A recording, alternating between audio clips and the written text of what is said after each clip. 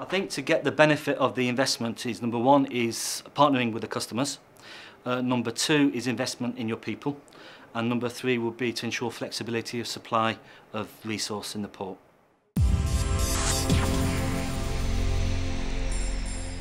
The arrival of Benjamin Franklin along the US West Coast has heralded America's entrance into the megaship era.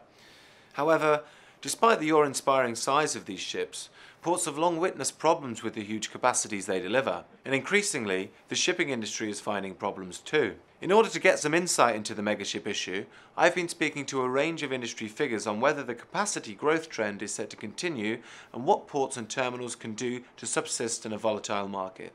Overcapacity will continue at least for the next 3 to 4 years. We know already that ships in the region of 24,000 TEU are technically possible.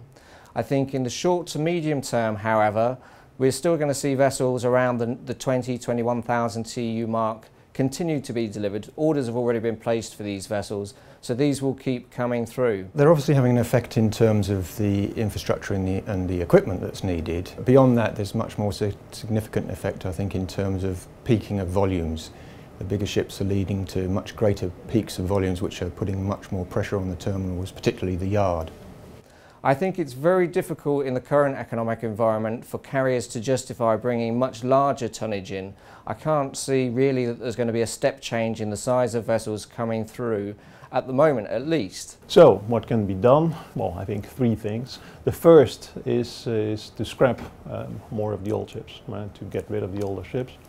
The second is to lay down some of the ships, simply to not use them. Of course, that can also reduce some of the overcapacity.